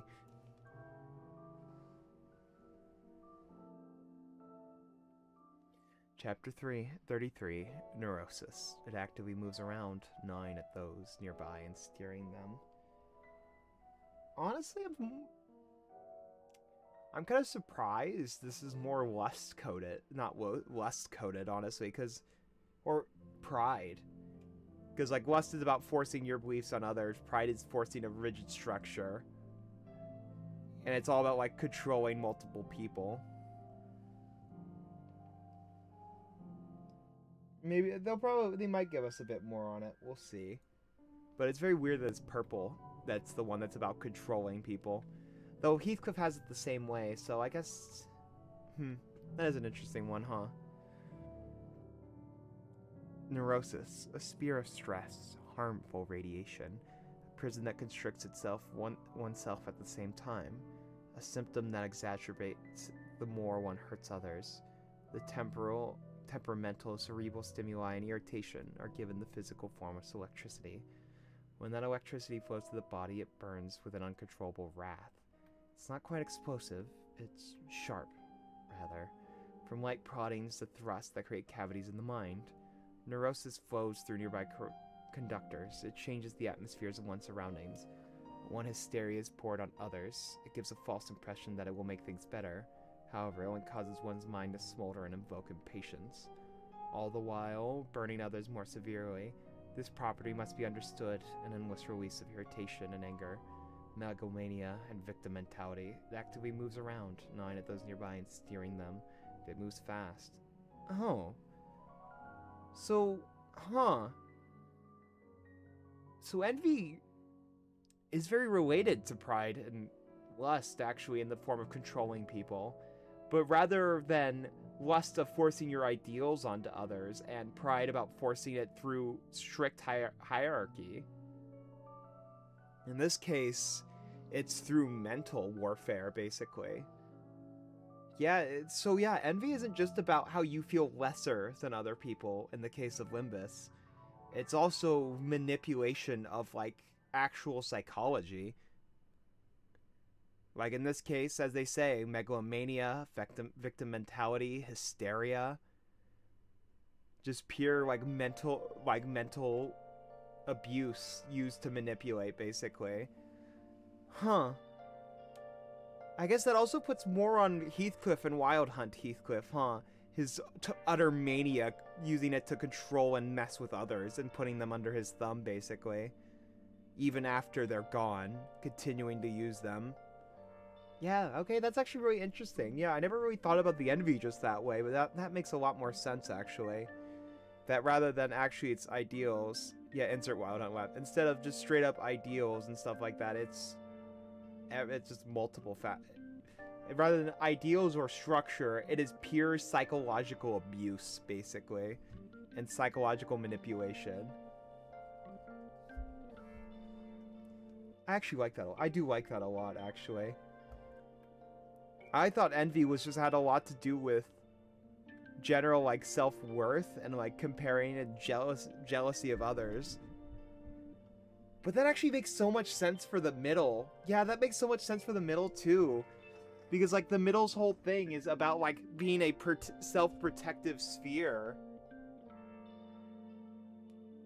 Yeah, good thing Book Heathcliff. Yeah, that's probably why he has that. It also... I need to, like, fix something on my computer real quick. I don't know why my screen's deciding to, like, be weird. But that makes so much sense for the middle, too. Because the whole middle's thing is this manipulation of family. Which also explains why they have pride as, like, their secondary, too. Because that's what they do in the family. But that makes so much sense. Because they manipulate this idea of family, no one else but ourselves kind of thing. It causes a kind of paranoia. Which probably explains their pettiness, too. Because their paranoia is making them, like, feel like any, like, slight anything against them is someone laughing at them. It's someone treating them like a lesser. So that makes so much sense for its purple, actually. It's not just envy. It's also just kind of how the entire structure of the middle organization is built upon. They're built as this, anyone who even bumps into us, they're looking down on us. We gotta prove who we are. Ain't nothing as long as it's for family. Well, less family and more the family's ego. 500 corpses are coming at us. Their mirror remains the deceased. Electric stimuli injected into their brains by the human thunderbolt. Command them to move in a purely mechanical sense. The speed of light, the human thunderbolt, drifts between those 500 people at the greatest possible velocity. They're in essence biological machines that feel no pain or fear. They can't be considered subordinate entities of distortion either. We have to capture that moment where it jumps from a scorched body to another. The easiest method would be to let out a pale blue breath, the smoke of death and cessation. Secession? Yeah, secession. But this would be an absolute last resort. A violet breath for a violet being. Standard mythology for me. How much can I bind? How much would this heavy guilt given to me? The violet memory that strangles my heart and drags my mind to the bottom. This memory must be dredged up. Yeah, so that's really interesting.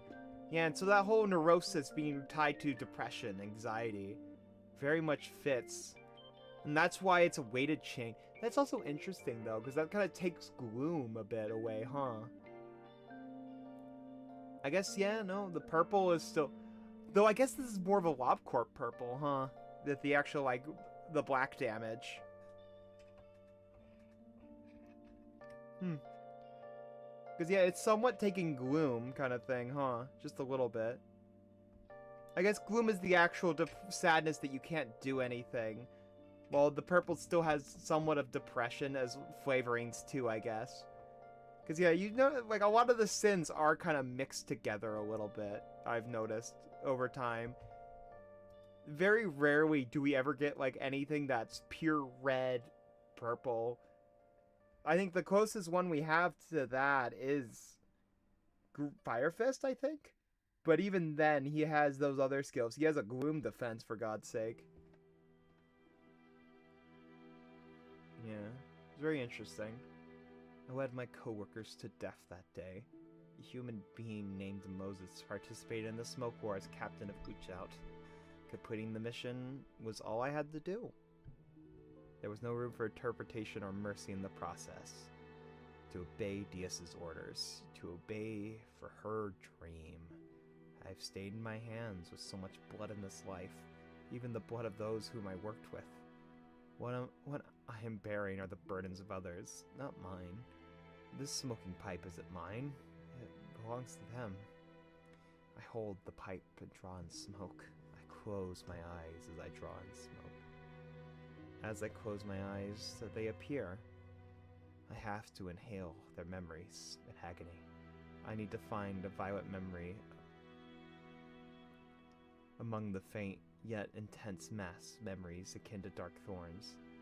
The eyes and gestures that grudge me. My sense of guilt. My guilt manifests as neurosis. I dislike noise. I dislike talking to people. The sound reminds me of the voices that resent me. The sound reminds me of the battery of the war. And it makes my mind bleed. Small grievances. Scornful remarks. Exchanges of words full of ire. The barbed words I've carelessly spouted. The days in my life when I pushed someone and drove someone to tears. Had I been kinder, had I been more understanding, I didn't look after my subordinates. My eyes were fixed on Diaz. Everything that happened in the process was trivial matters to me. In the city where there is no good or evil, I made a distinction. What Diaz wished for, and what she does not. That was the only criterion that which severs the good from bad. So what made me so desperate? I could hear the cries and screams of my subordinates. I ignored them and went on my way. I shouldn't have turned around that time. Once I looked back, the path of blood I'd been taking was so candidly visible. I couldn't help but cry. Why did I change my mind at the last moment? Why did a sense of altruism for my colleagues bloom so suddenly? I want to give salvation to them, to those who drift in my head. Each time I resolve a case of the distortion, their screams go silent, one by one. But the quiet doesn't last long. Why did I abandon them? Why did I give them that heartless order? Lacking even a speck of what could be thought of as a heart, and then come trying to save them? Why did I push them into the maws of hell? I have been resolving distortions because I couldn't bear to hear those voices blaming me. This is like a narcotic that I cannot quit. As soon as I stop taking that drug that is resolving distortions, the pains begin to constrict around my head again. This is not voluntary service or charity work. It's only a drug I take to ease my guilt. And yet, I have the audacity to call myself detective and ask for payment. The requests and clients I decline. All of this becomes a cumbersome and hurtful chain that stifles my heart. Once again, this is the chain I wanted to find. I tightened the grip around my mind. The chain could be brought out as if I choke my heart until blood and pus are utterly wrung out of it. This heavy contrition of mine, the grudges of 2,142 people I brought to death. However fast and sharp the neurosis of the human thunderbolt may be, it won't be greater than the weight and anguish of the chains I feel deep in my heart. I faced the reality I believed to be right was simply a childish attempt of self-satisfaction to cut out my neurosis, humiliation and self-loathing, vexation and anger from myself. I squeezed it all out. I exhaled a violet breath. The smoking pipe turned into a hair-thin and pointed needle. A strand of thread, which is held on the eye of the needle, links to my chest, as though the thread was reeled from my heart. This is not a thread, it's a chain, a shackle.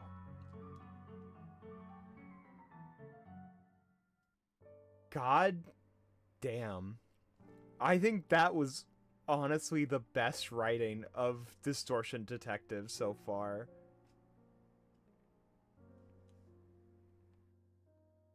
And honestly, also gives so much insight to her throughout this, I will say.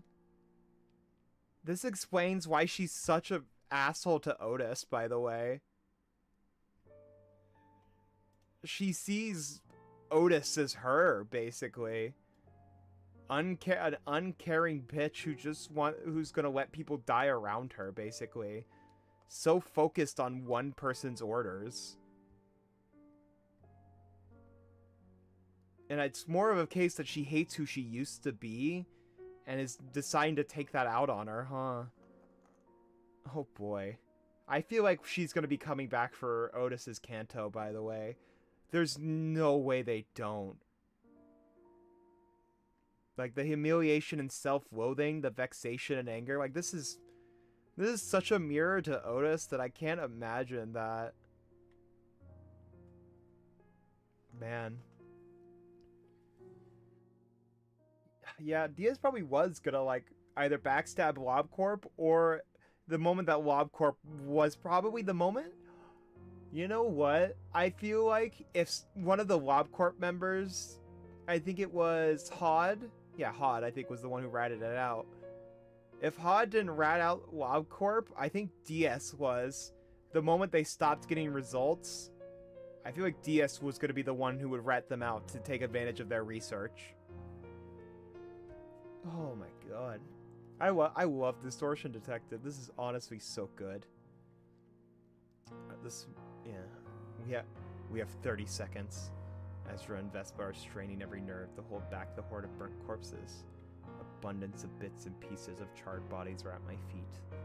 One of those bits crawls towards me with the last traces of electrical stimuli remaining in it. I stab the heavy and sharp needle into the arm of the crawling corpse. In an instant, my violent neurosis flowed through all the corpses at the speed of light. Every corpse stopped dead at once. The chain moved from body and body, tied them together. The longer the thread becomes, the more my heart bleeds. The sensation of barbed wire squeezing and crushing my brain. I have to withstand it. Not even a second has passed. But so much physical and mental pain is being inflicted on my body that it could end my life. The powerful buzzing of a bee. The yellow harpoon soared through the air and pierced the human thunderbolt's chest as it paused between the corpses. It is done, Dr. Moses. The corpses went limp and collapsed to the ground. Detective, are you okay? Ezra asked, having suffered many injuries herself. I nodded in response. The work is not done yet. The elongated chains of my mind now have been retracted to where they came. Brooding over the memories in agony, I slowly pulled the chains back into my heart. Ezra is looking at me with worrisome eyes, but it can't be helped. No one can help me with this. I have to do it on my own. This is a lonely, heart-wrenching task. Just as I pulled the final link of the chain into my chest, I fell unconscious.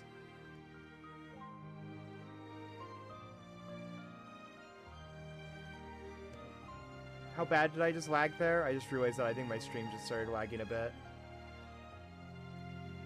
I hope I was still... the audio didn't break anyways. But yes. I fucking love this, by the way. Also gives a lot more insight. I had a feeling, knowing that her psychoment / ego. The fact that the fact that her psychoment is a smoking pipe fits so well.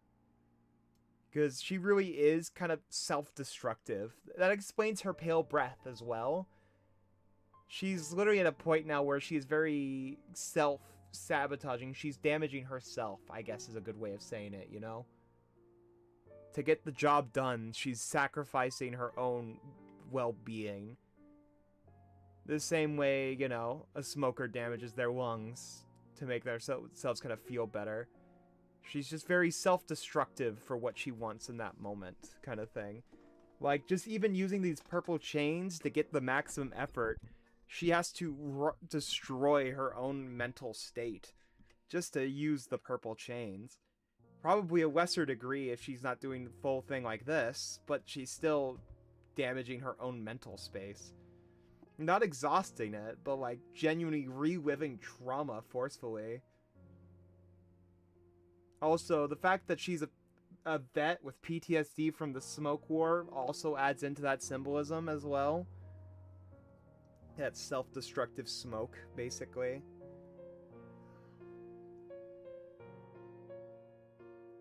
Have you come to your senses yet? A low, grumpy voice woke me up. Guess I didn't die. Did you retrieve the distortion? Yes, Detective, we put it in the van. I see. Thanks for your hard work, both of you. Dr. Moses, we've encountered a problem. What is it? Well, the car stopped working. It might have been because of the electricity, Ezra said in a worrisome tone. We can contact Hanijun and call it Uchat over it. They'll repair the vehicle for us. My head still feel hazy from the violet thread and needle. I'm unsure of where I am, what time it is. Still lying on the ground, I picked up my smoking pipe and drew in a breath. Detective, it's nighttime. What hour is it? It's 3:26. And our location? Somewhere in the back streets, I think? I placed a hand on my head, puffed out smoke. Why does my mix keep breaking? It keeps trying to send me to like random Lobotomy Corp music, and it's doing this multiple times now. There we go. The night in the back streets. It's the time of sweepers. Yeah. Still alive, yeah. Like I said, she's very self-destructive, and I feel like even passively suicidal. Where basically, if a truck was about to come rolling down, she wouldn't get out of the way. Other than if Ezra was in the way with her, by the way. They're trying to send you back. Yeah, they want me to play LobCorp Modded, I think, probably. That's chat. Grab it. The chat who wants me to play LobCorp Modded. But yes, I think we're going to end it here for today. We did do a lot more yapping because there's been a lot more, like, resolved than before, you know? But I think we got a good, I would say we got a good bit with the amount of like revelations and yapping we did. Oh, that's such a lovely image. Yeah, but I think this is where we're gonna end for today. I thank you guys all for coming and sitting here and listening to me read and yap. And we will also, I will say I am gonna be gone. Not I think let me double check my calendar here. We will have one more reading stream, by the way, and like one more week of streaming, and then on the 26th I'm gonna be gone that week. Yeah, so I think this will be fun. I don't think we're gonna be able to fully finish it. We'll try our best next Saturday. But we're probably going to get a lot more stuff blow up in our face. So we will see.